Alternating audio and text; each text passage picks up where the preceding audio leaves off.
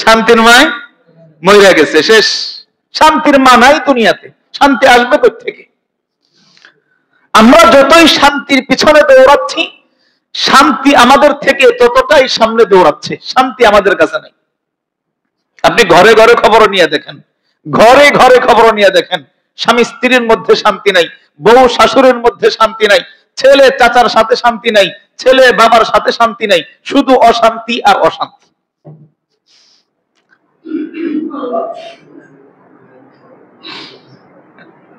তাহলে রোগটা কোথায়? আমাদেরকে রোগ ধরা দরকার। কেন সমাজে এত শান্তির সুব্যবস্থার পরেও, এত শান্তির জন্য এত আইন কানুন বানানোর পরেও কেন শান্তি আমাদের থেকে দৌড়ায়? এটা বোঝা আগে দরকার। মাওলানা আশরাফ আলী থানভী রাহমাতুল্লাহি আলাইহি একটা ঘটনা বলেছেন বুঝার জন্য। একবার আল্লাহ তাআলার এক বুজুর্গের কাছে এক লোক আসছে, এক যুবক আসছে, হুজুর,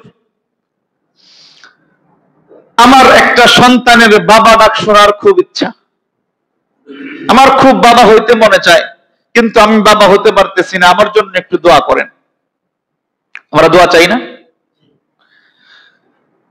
তো আল্লাহর ওলি ওই যুবকের জন্য দোয়া করে দিয়েছেন যে আমি দোয়া করালাম আল্লাহ যেন তোমাকে একটা সন্তান দান করেন, নেক সন্তানের বাবা বানান, যাও আল্লাহ তাআলা তোমাকে সন্তানের বাবা বানাবেন। যুবক ফিরে আসছেন বাড়িতে, কিছুদিন পরে আবার ফিরছেন, হুজুর দোয়া তো করলেন, আল্লাহ তাআলা মনে হয় কবুল করেন নাই, এখনো তো সন্তানের বাবা হয়নি, একটু আবার দোয়া করেন। তো হুজুর সরল মনে আবার দোয়া করছেন, ঠিক আছে বাবা যাও, এবার দোয়া করে দিলাম, আল্লাহ চাহে তো এবার তুমি সন্তানের বাবা হবা। যুবক কিছুদিন পরে আবার ফিরছেন, হুজুর দোয়া তো চলতেছে, আমি তো বাবা হতে পারতেছি না। তো হুজুরের একটু সন্দেহ লাগছে যে আমার তো দোয়া করলে আল্লাহ সাধারণত দোয়া কবুল করেন, কিন্তু এত দোয়ার পরেও কেন দোয়ার ফলাফল পাচ্ছি না। একটু ওনার ভিতরে কৌতূহল নিয়ে একটু প্রশ্ন করছেন, বাবা বিয়ে কি করছো?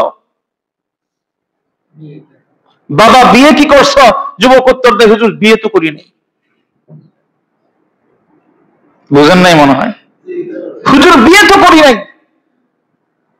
এই যে বিয়ে না করে বাবা হওয়ার চেষ্টা করা, বাবা হওয়ার জন্য দোয়া করানো যেরকম মূর্খতা আর বেয়াদবি, ঠিক আল্লাহ তাআলার নিজাম, আল্লাহ তাআলার দুনিয়াতে, আল্লাহ তাআলার সৃষ্টিতে, আল্লাহ তাআলার নিয়মের বিপরীতে গিয়া শান্তি খোঁজা সেই রকমই মূর্খতা আর বেয়াদবি।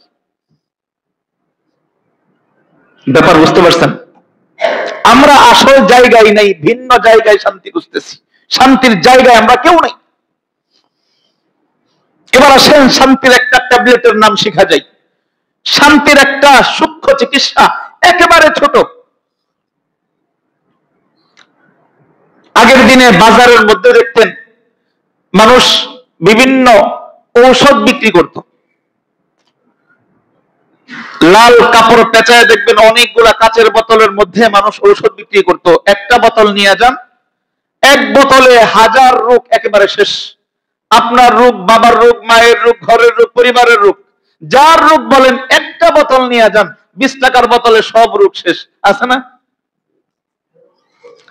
তো এটা তো দুনিয়ার নিজাম। আল্লাহ তাআলা আমাদেরকে কোরআনে কারীমের ছোট্ট একটা আয়াতে কারিমাই আমাদেরকে এমন ছোট একটা চিকিৎসা দিচ্ছেন, যেই চিকিৎসা যদি আমি আপনি গ্রহণ করি, এই চিকিৎসা যদি সমাজ গ্রহণ করে, এই চিকিৎসা যদি রাষ্ট্র গ্রহণ করে, খোদার কসম, আল্লাহর কসম, প্রত্যেকটা সমাজ থেকে নিয়ে শুরু করে গোটা বিশ্বের শেষ পর্যন্ত, পৃথিবীর উত্তর থেকে দক্ষিণ পর্যন্ত, পশ্চিম থেকে পূর্ব পর্যন্ত, গোটা দুনিয়ায় আল্লাহ তাআলা শান্তির বাড়ি ধারা বর্ষণ করবেন। এটা আল্লাহ তাআলার কোরআনের ওয়াদা।